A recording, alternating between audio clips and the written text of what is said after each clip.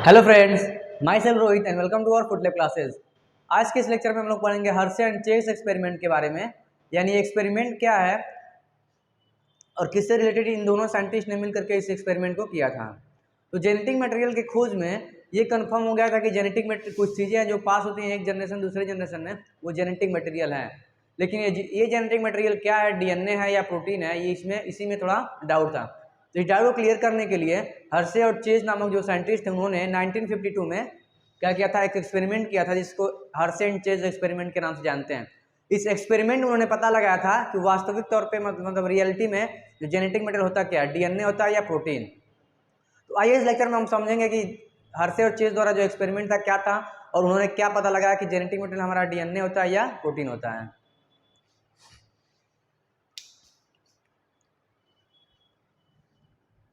Nineteen 52 में इन्होंने दोनों जो साइंटिस्ट थे मिल करके क्या किया था, एक्सपेरिमेंट किया था। दोनों साइंटिस्ट का नाम क्या था, हर्शे एंड चेज।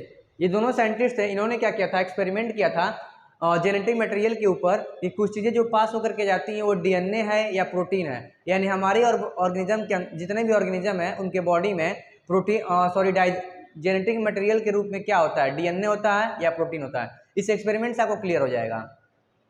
तो 1952 में उन्होंने क्या किया था, हर्शे एंड चेज ने 1952 में उन्होंने दो चीज़ें सेलेक्ट किया था एक्सपेरिमेंट करने के लिए। सबसे पहले उन्होंने क्या देखा था, बैक्टीरियोफॉज लिया था। क्या लिया था, उन्होंने सेलेक्ट किया था,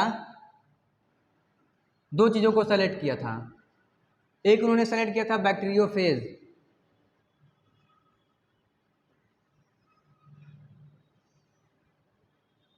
बैक्टीरियोफेज।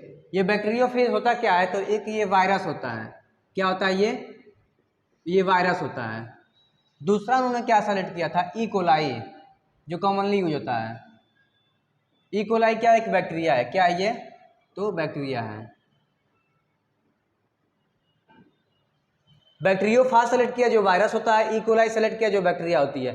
जो बैक्टीरियोफाज एक वायरस है, ये क्या करता है, तो ये बैक्टीरिया को किल करता है। ये एक ऐसा वायरस है जो किसको किल करता है,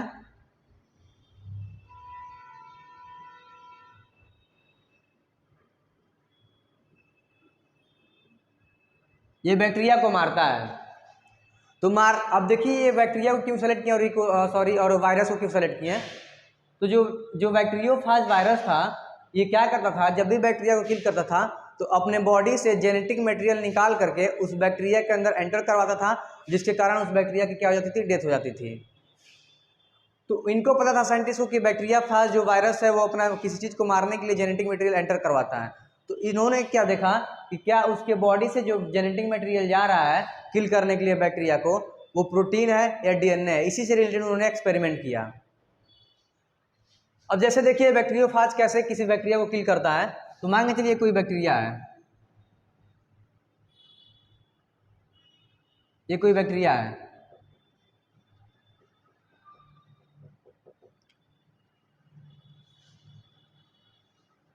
ये बैक्टीरिया है और यहाँ पे क्या है, ये बैक्टीरियोफाज, ये क्या है, वायरस है।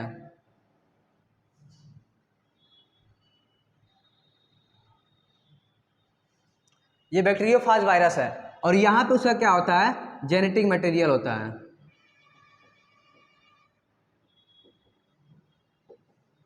ये जेनेटिक मटेरियल होता है। तो बैक्टीरियोफाज कैसे किल करता है, तो क्या करता है, अपने बॉडी से ये क्या एंटर करवाता है, अपना जेनेटिक मटेरियल यहाँ पे एंटर करवाएगा। ये क्या करवाता है, ये वायरल जेनेटिक मटेरियल है।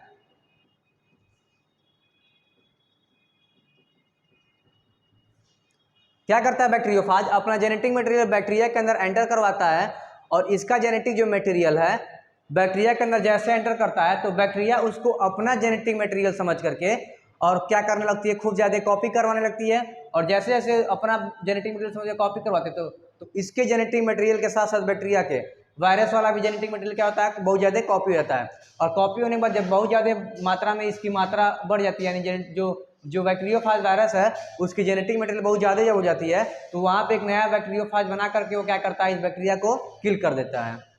तो कंसेप्ट क्या है, बैक्टीरियोफाज कैसे किसी बैक्टीरिया को किल करता है, उसके ऊपर इन्फेक्शन कॉज करता है और अपने बॉडी का जेनेटिक मटेरियल उस बैक्टीरिया के अंदर एंटर करवाता है बैक्टीरिया जो है उसको अपना जेनेटिक मटेरियल समझ करके क्या करती है, कॉपी करने लगती है, और कॉपी करके खूब ज़्यादा उसके अपने बॉडी के अंदर ही क्या करवा लेती है, जेनेटिक मटेरियल वायरस का कॉपी करवा लेती है।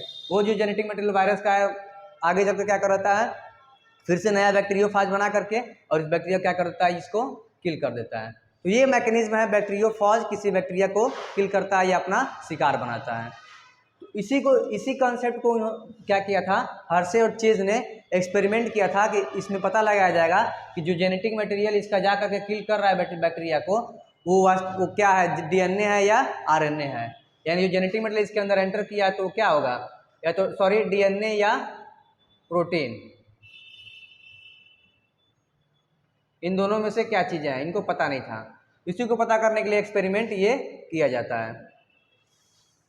तो आइए हम समझते हैं इस एक्सपेरिमेंट को कैसे आगे किया गया। तो सबसे पहले इन्होंने क्या किया, दो मीडियम तैयार किया। क्या तैयार किया, दो मीडियम, एक ए और एक बी। एक मीडियम उन्होंने क्या डाला, रेडियो एक्टिव। ये जो मीडियम था क्या कंटेन कर रहा था, ये जो मीडियम था कंटेन कर रहा था रेडियो एक्टिव सल्फर। तो इसके अंदर बैक्टीरियाफाज को क्या करवाया उन्होंने, ग्रो करवाया। जो बैक्टीरियोफेज ये वायरस है, इसको इसके अंदर क्या किया, ग्रो करवाया। इस टाइप के बैक्टीरिया वाले मतलब इस टाइप के वायरस को ला करके इस मीडियम में क्या करवाया, ग्रो करवाया। तो इसके अंदर जो वायरस तैयार हुआ, जो बैक्टीरियोफाज वायरस तैयार हुआ,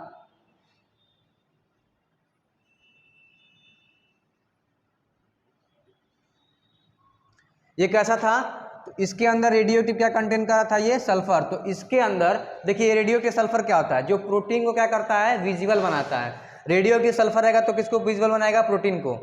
तो इस वायरस के अंदर जो क्या कहते हैं प्रोटीन था, विजिबल हो गया। क्या हो गया, विजिबल। दूसरे मीडियम इन्होंने क्या ऐड किया था, रेडियो एक्टिव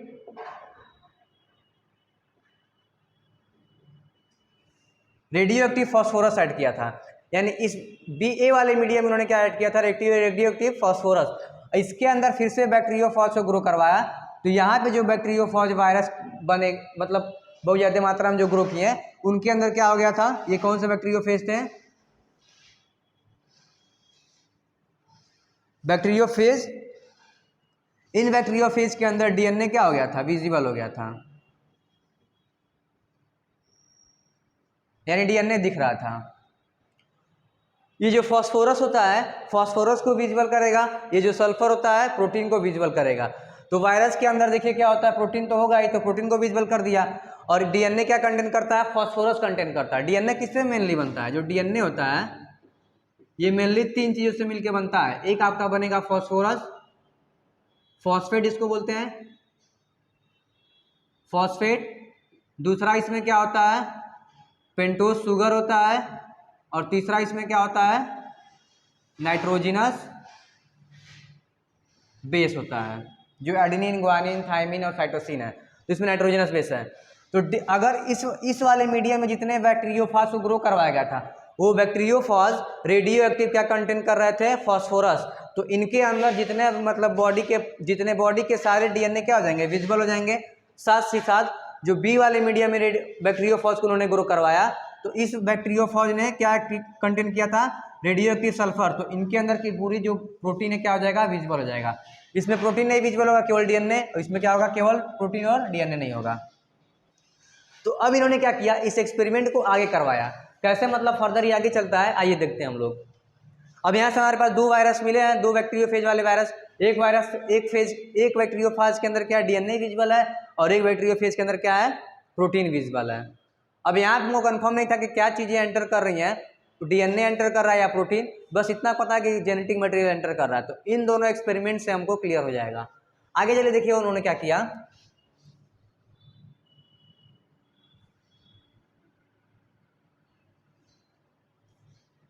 उन्होंने क्या किया, अब दो टाइप के बैक्टीरियोफाज उन्होंने ग्रो करवाया था, तो अब किसी एक उठा कर लेते हैं। अब यहाँ पे मान के चलिए कौन सा बैक्टीरियोफाज है,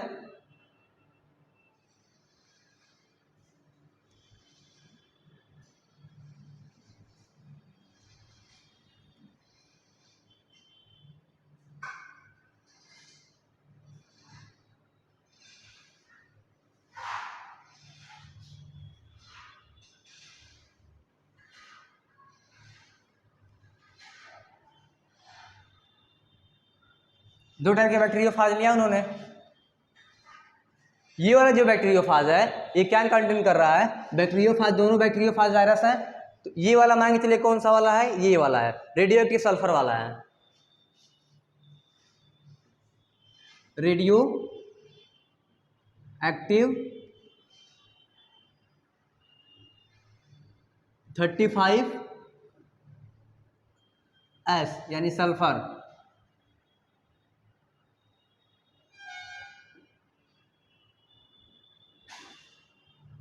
बैक्टीरियोफाज, ये बैक्टीरियोफाज कौन सा है, जिसके बॉडी के सारे प्रोटीन क्या हो जाएंगे, विजिबल हो जाएंगे। क्यों, क्योंकि यहाँ पे 35S आइसोटोप वाला रेडियो एक्टिव डाला गया है जो प्रोटीन को क्या करता है, विजिबल करता है। दूसरे वाले में क्या ऐड किया गया है, दूसरा वाला कौन सा वायरस है, radio active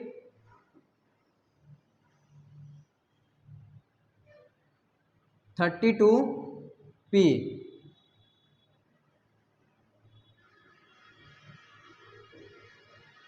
bacteriophage. Radio active 35S का मतलब क्या होता है, इसके बॉडी के अंदर जितने भी प्रोटीन है सारे क्या हो जाएंगे, विजिबल हो जाएंगे। रेडियो एक्टिव 32 का P का मतलब क्या होता है, फास्फोरस। फास्फोरस, और फास्फोरस क्या हो जाएगा, किसको विजिबल कर रहा था, डीएनए को विजिबल करवा रहा था। फास्फोरस उसको विजिबल करवाता है, डीएनए को। यानी ये जो वायरस है, ये जो बैक्टीरियोफाज वायरस है, इसके बॉडी के अंदर जो डीएनए होगा क्या होगा, विजिबल होगा। ये जो बैक्टीरियोफाज वायरस है, इसके बॉडी के अंदर क्या विजिबल होगा, केवल प्रोटीन विजिबल होगा। तो इन्होंने क्या करवाया, सबसे पहला स्टेप क्या करवाया, इन्फेक्शन करवाया। पहले स्टेप को हम लोग क्या नाम देते हैं, इन्फेक्शन। जो पहला स्टेप है क्या है, infection, step first. Step first है क्या है, इन्फेक्शन। तो इन्फेक्शन करवाएंगे, ये किसके ऊपर इन्फेक्शन करवाएंगे, तो यहाँ पे उन्होंने क्या लिया था, ई कोलाई बैक्टीरिया लिया था। तो यहाँ पे ई कोलाई बैक्टीरिया के ऊपर क्या करवाएंगे, ये इन्फेक्शन करवाएंगे। दोनों साइड एक ही बार एक्सपेरिमेंट करेंगे, क्योंकि उनको देखना है कि जेनेटिक मटेरियल के रूप में क्या पास होता है, डीएनए पास होता है या प्रोटीन पास होता है। अब इन्होंने क्या करवाया, इन्फेक्शन करवाया। तो जैसे यहाँ पे वायरस इन्फेक्शन करेगा, तो मान चलिए यहाँ पे क्या किया, ये वायरस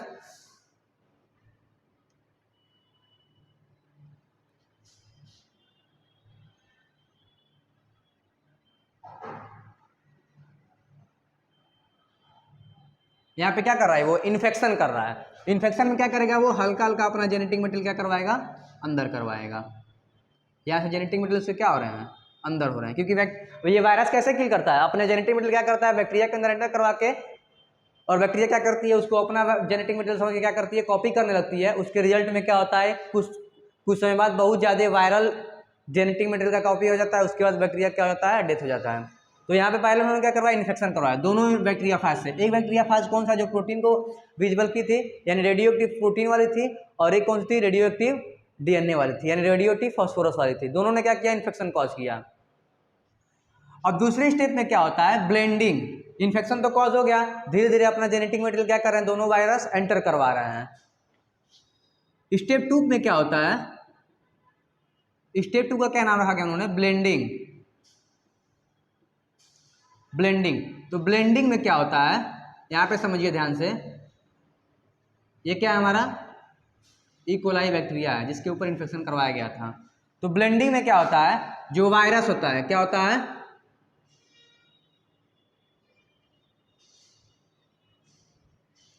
जो वायरस है क्या हो जाएगा, निकल करके बाहर चला जाएगा। इसमें भी वायरस निकल के बाहर चला जाएगा, यानी जो बैक्टीरियोफाज वायरस था निकल करके बाहर चला गया और अपना पूरा जेनेटिक मटेरियल क्या कर दिया, इसके अंदर एंटर करवा दिया। ये बैक्टीरियोफाज का क्या है, जेनेटिक मटेरियल है। किसका है ये जेनेटिक मटेरियल किसका है, वायरल जेनेटिक मटेरियल।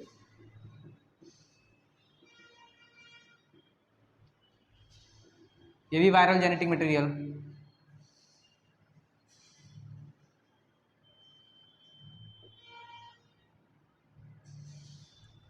अब यहाँ पे दोनों केस में जेनेटिक मटेरियल एंटर कर चुका है, इस वाले वायरस का भी, उस वाले वायरस का भी। ये वाला क्या कंटेंट किया था, रेडियो एक्टिव फास्फोरस जो डीएनए को विजुअल बना रहा था, और ये वाला क्या कंटेंट किया था, रेडियो एक्टिव सल्फर जो प्रोटीन को विजुअल बनवा रहा था।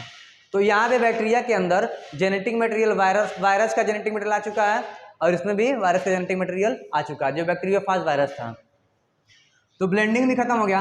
ब्लेंडिंग के बाद अब क्या होता है, उन्होंने क्या कौन सा स्टेप किया, तो सेंट्रीफ्यूगेशन का स्टेप आता है। तीसरा स्टेप क्या आता है, सेंट्रीफ्यूगेशन। सेंट्रीफ्यूगेशन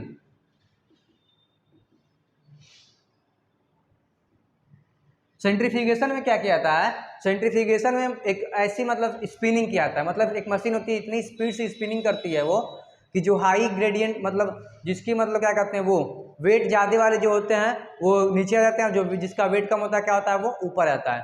तो सेंट्रीफ्यूगेशन के बाद उन्होंने क्या देखा,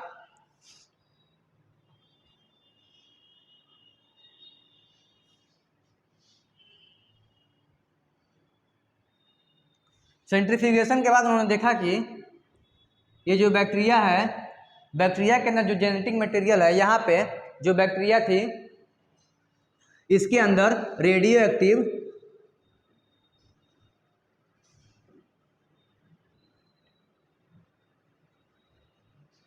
सल्फर नॉट डिटेक्टेड, यानी रेडियो एक्टिव सल्फर इसमें डिटेक्ट नहीं हुआ।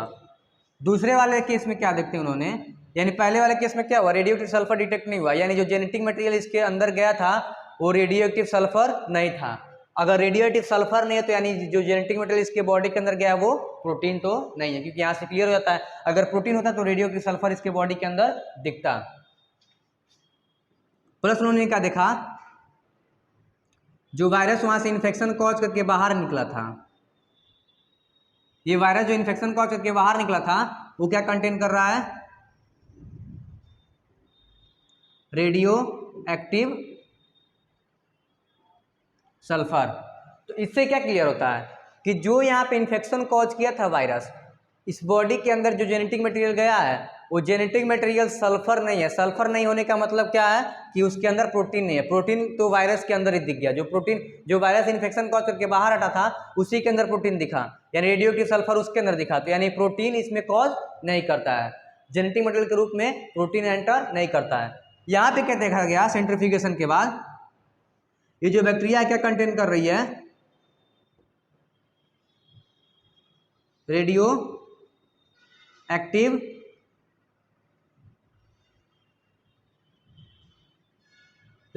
फास्फोरस कंटेन कर रही है। क्या कंटेन कर रही है, रेडियो एक्टिव फास्फोरस। इससे क्या क्लियर होता है कि जो बैक्टीरिया है रेडियो एक्टिव फास्फोरस कंटेन कर रही है, यानी जो वायरस के अंदर ये रेडियो एक्टिव फास्फोरस था, यानी किसको विजुअल कर रहा था, डीएनए को। तो जो इन्फेक्शन कॉज हुआ जेनेटिक मटेरियल जो एंटर किया है वो क्या था, डीएनए ही था। तो इससे ये क्लियर हो जाता है कि इसकी बॉडी के अंदर जो जेनेटिक मटेरियल गया था क्या था वो, तो यहाँ पे डीएनए था, डीएनए क्लियर हो गया कि डीएनए था। प्लस जो वायरस इन्फेक्शन करके बाहर निकला था नॉट कंटेन